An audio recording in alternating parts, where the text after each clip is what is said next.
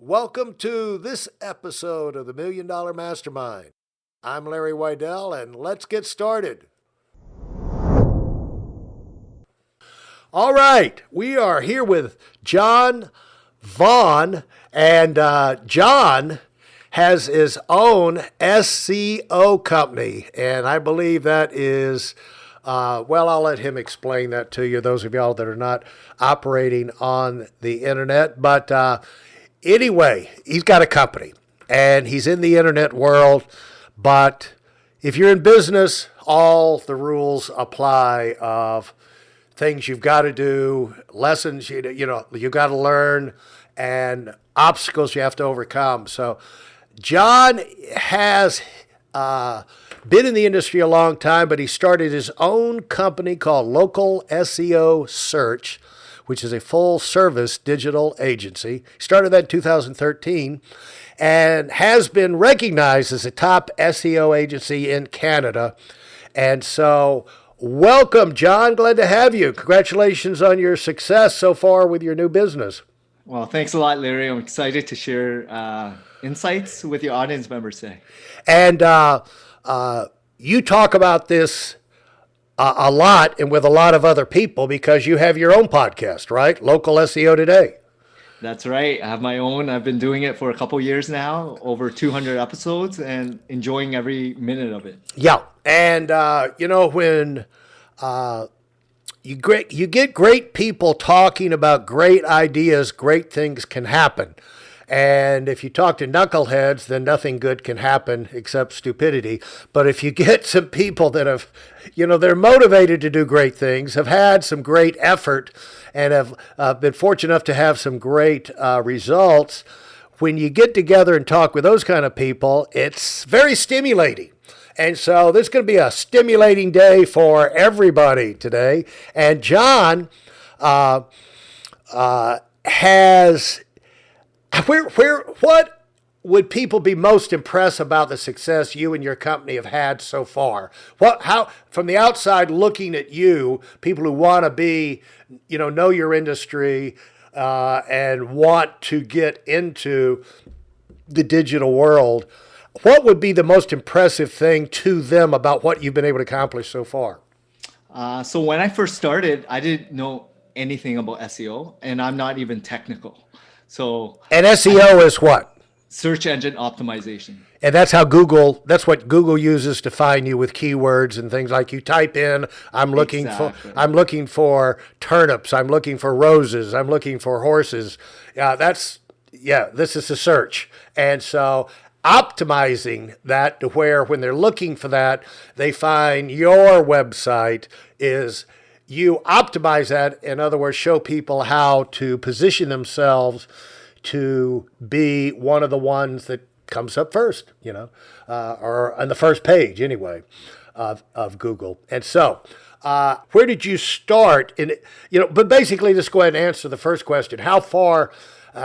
What do people from the outside look at you, and what are they most impressed by? Yeah, so when I first started, didn't know anything.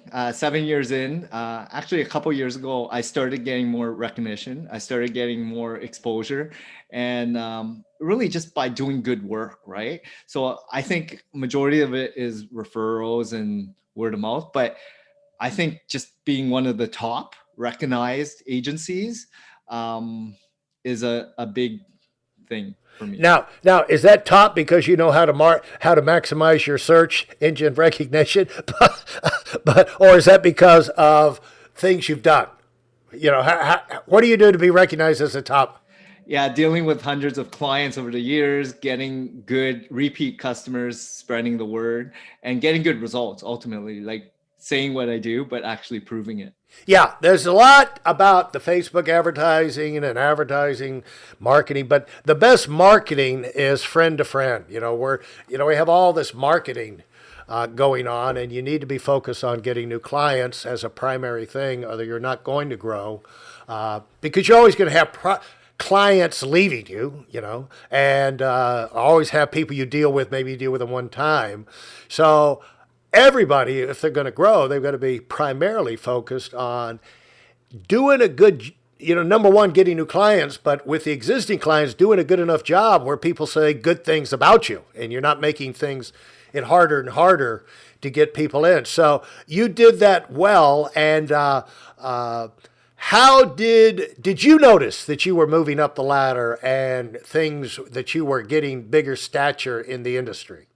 I think just understanding retention, attrition, understanding like what value I'm bringing to the table and differentiating myself from other agencies, but focusing on my own to really get better, adding more value and helping customers achieve their success. That's the fifth thing I've got in the fifth step in my book about serial winning, that people who win regularly do. After they have a victory, they go through and immediately put their mind on what's the next biggest opportunity, but also how can I improve to do it again quicker, faster, better. Because right when you finish, that's when the things that maybe you didn't go right, or the kind of support you needed that you didn't have, before you get into the middle of another project, you can go bam, bam, bam, and get those things in place while it's fresh on your mind, where otherwise you might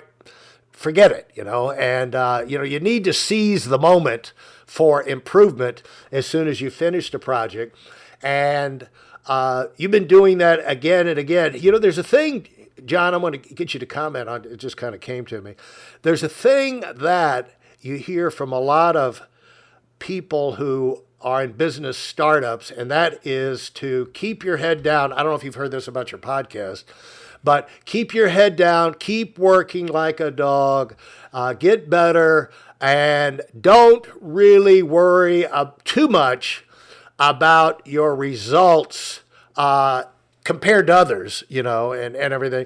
Don't worry, you've always got to worry about your results. That tells you if you're doing the right things. But don't beat yourself down that you don't have the results you want, because it may take until the third year to where things really start to take off. You have to flap your wings as a new business real hard for about 3 years before you can get liftoff, is what people say most of the time. I mean, there are exceptions. It takes less time or longer time. But did you find that in your business when you started? Early days, I feel like I was spending a lot of time, definitely. I was putting my head down and just going out there selling, getting clients, but not knowing my ideal type of client. And I was chasing and trying to get as much revenue and sales and, keeping afloat, because again, this is me bootstrapping, and it wasn't VC funded or, anything that was funded by anyone. It was myself. And I wanted to ensure that I was sustainable. I had growth, I had revenue, I had sales, in order to then build a team behind me to then put systems and processes in place. Yeah, that's the sequence that's a successful sequence. You start with yourself, and it's really good early on not to have enough money or a lot of extra money, because that makes you lazy, and that makes you rush into decisions rather than think it through. And a lot of times, because you don't have the venture capital money behind you, you're forced to come up with solutions that are even better and more duplicatable. And so it basically forces you to do the work rather than just hire a bunch of people and turn it over to them. And like, they already know how to do it, I'll just hire them. And how many times in my life have I done that? And I've never been happy that I did that. Somebody comes in, well, I can do that for you. Yeah, sure. And then months later, I realized, well, that was just money down the drain. I should have done it myself. But when you do it yourself, then and you start to get some sustainability, you start to get some clients, you start to get your methods down.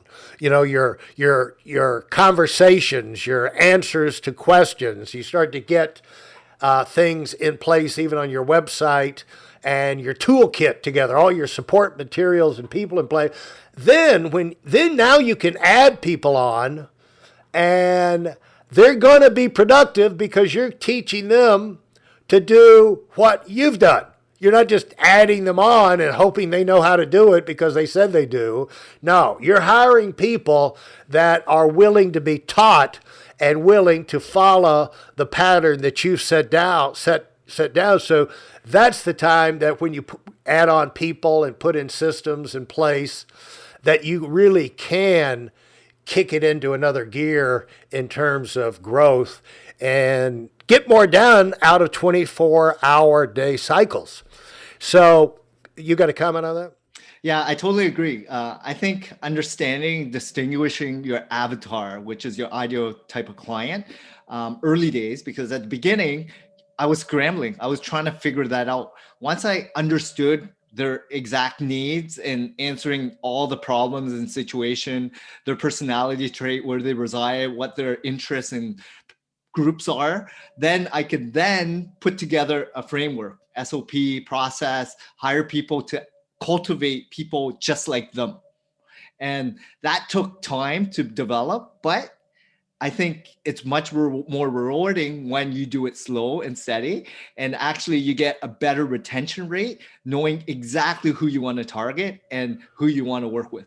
Yeah, your ideal client, and SOP meaning standard operating procedure, which is basically a military term, and where you can get everybody knows what they're supposed to do at all times, and that way, the more you can standardize, the more the routine tasks, the repetitive tasks, like if it's in a house, washing and folding the towels, the more you can, those jobs, sweeping the floors, washing the dishes, the more you can standardize the sequencing on that, the more you can free your mind up and your time up for more fun or productive or innovative type things, And so when you started, though, as a kid, were you always wanting your own business? You started, you're in Canada now. We're in Canada.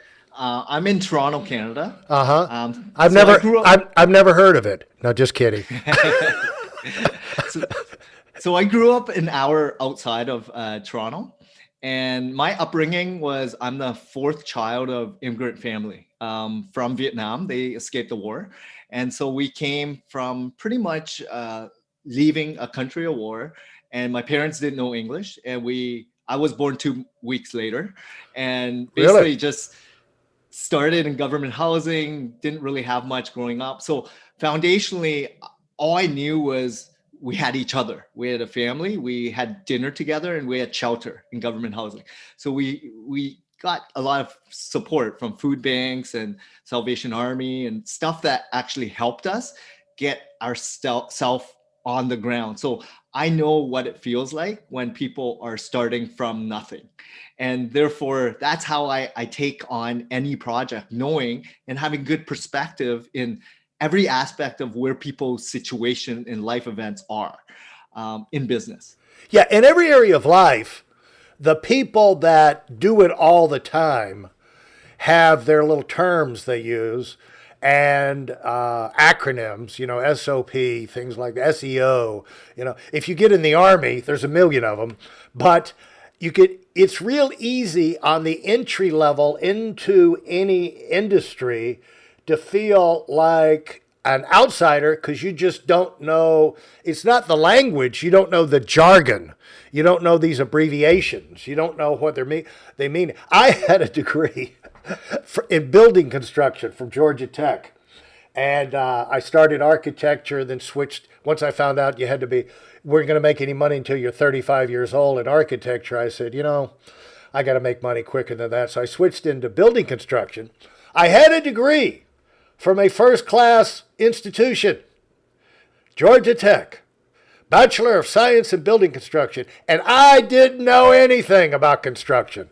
And I went out on the job site and was hired by a guy to be the field superintendent, and they were taught, we'd walk through a house, and he would order the doors and the windows, and, we need 6 3/6 by 4/6 casings for this, and we need a 3/0 panel here and a case, all of this, crown molding here, and I didn't know what anything was, and nothing stuck in my head.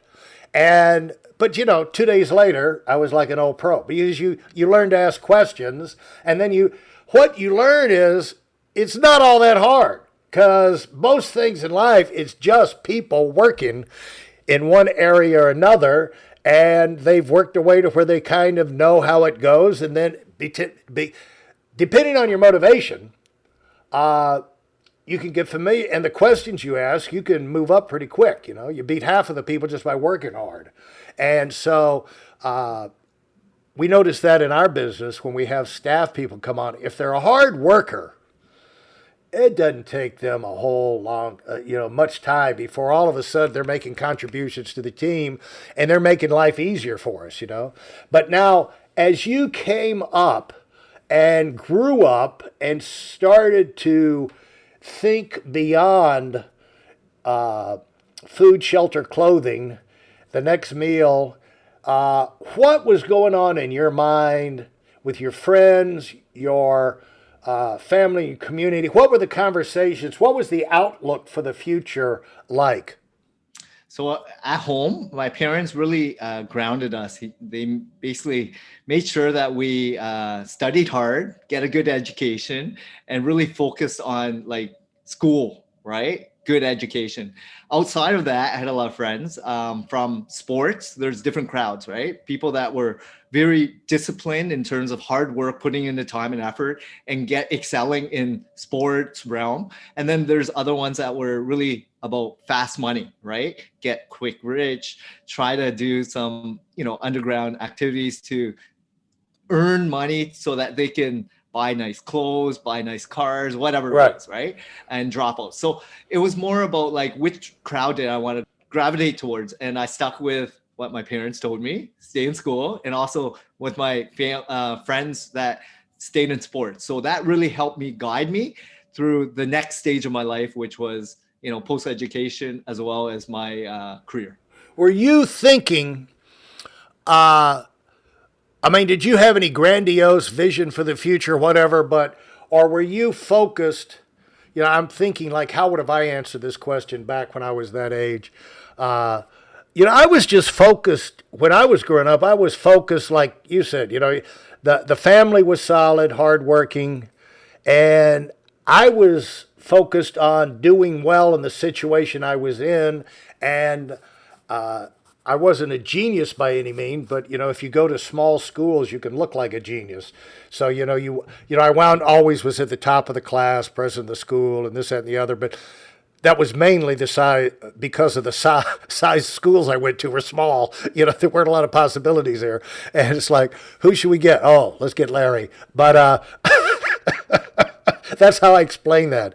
But when it came even to going to school, I didn't have I didn't have this vision of I want to make hundreds of millions of dollars. I didn't even know you could make hundreds of millions of dollars. I was out in Long Island in the Hamptons when I graduated from high school. It's a good thing all the hedge funders had not come out there, and I had learned that you could, that I heard that you could make billions of dollars by the hedge funds, or I might have gone to Wall Street. But the possibilities were like, do something you love. I was always chasing something I loved, and that I could, after 2 years of the architecture, I put the idea, also something you love that you can make money on sometime before you die.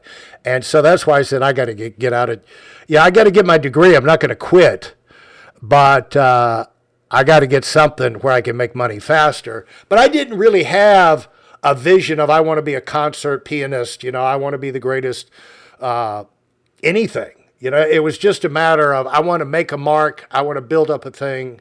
And the main thing that drove me, I've said on this podcast before, was I wanted my own freedom, and I didn't want to be low paid, because I did those labor jobs growing up in high school.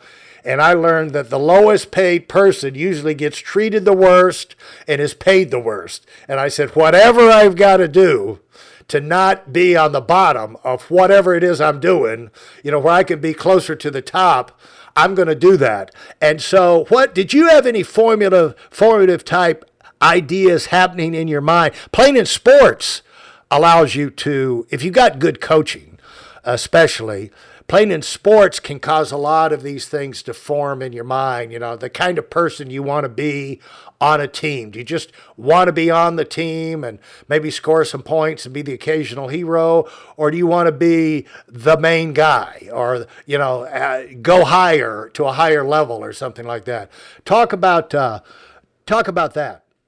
Yeah, so in the sports realm, I always wanted to be the captain. So I wanted to lead by example and be the best I can. In terms of what I wanted to be when I was growing up, I definitely wanted to be the top, right? Like CEO. I wanted to drive that nice car. It was an Audi at the time, and like live in a big mansion and have a private jet because I saw that on TV as well as magazines. That's how I lived my life. But I was surrounded by people that wasn't doing that, right? So I was always imagining what it would be like having all those things. And throughout my early years, I had 20, 30 different jobs, just like yourself, from factory laborers to working in restaurants, working as a fryer, you name it, I've kind of done it. And these are things that you kind of live to really understand what it means by being treated like crap and getting paid like nothing, because that's what they do there, right? So Right. you just have to understand what situation you're at and where you're at in your life and what you don't want in your life. So moving up in life was a big thing for me and my family, and I wanted the best for myself, and my parents and family was really out to guide me properly.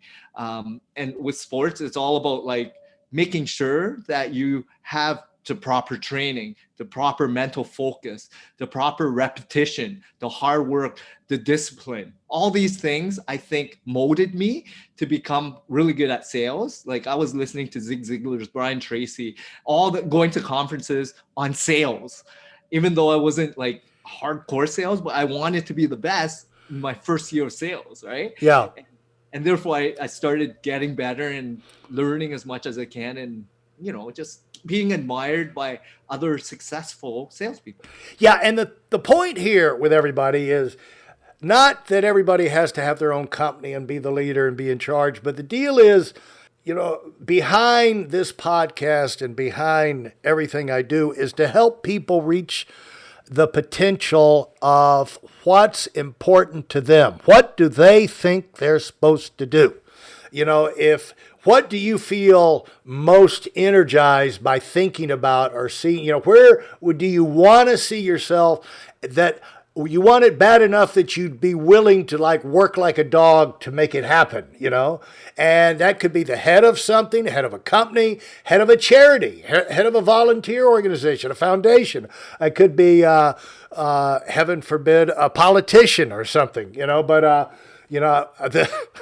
I can't relate to that, but whatever it is that's in you, you got to realize that was put in you for a purpose, and already at a young age, you're seeing that probably wasn't an accident that you had your mind set on being the captain of the team or this, that, and the other, because your mindset was forming early on about what you were destined to be. Don't you believe?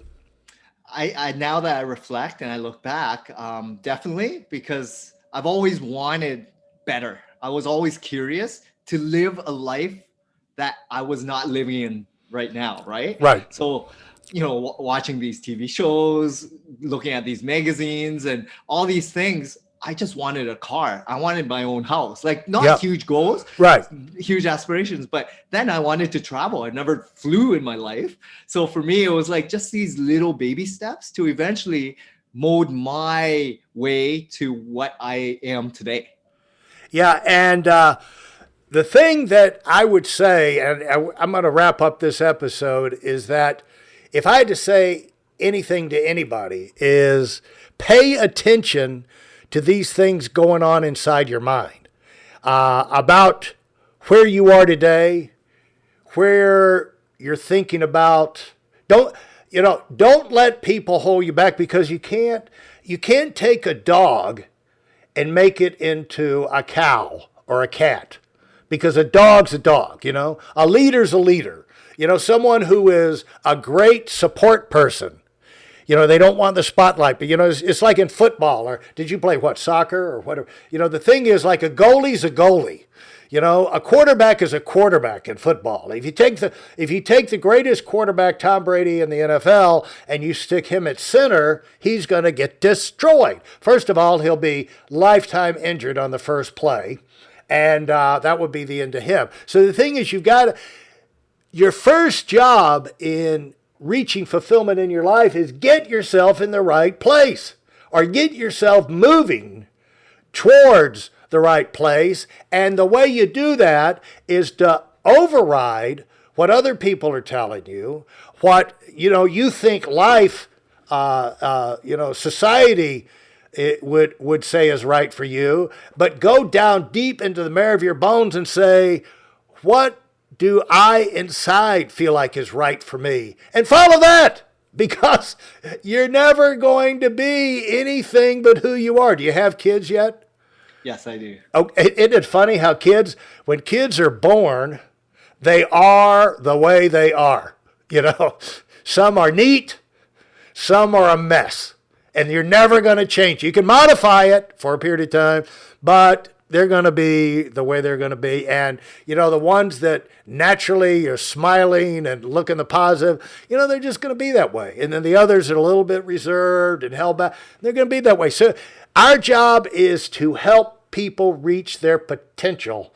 And I think everybody can be smiling, regardless of what their personality type is, if they are on track or they have arrived at the place they're supposed to be in life. And I want to get into how you made that transition from launching out of your preparation phase. There's a preparation phase for all of us, but the deal is try and get some preparation and the things in line with what you want to do.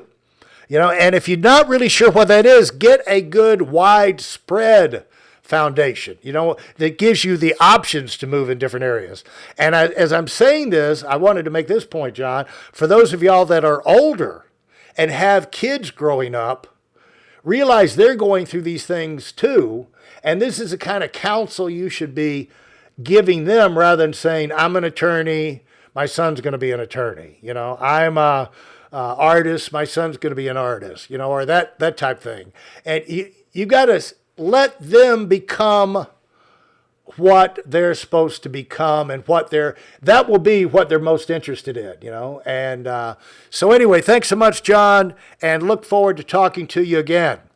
Thanks a lot, Larry. Thanks for listening to this episode of $1 Million Mastermind with me, Larry Weidel.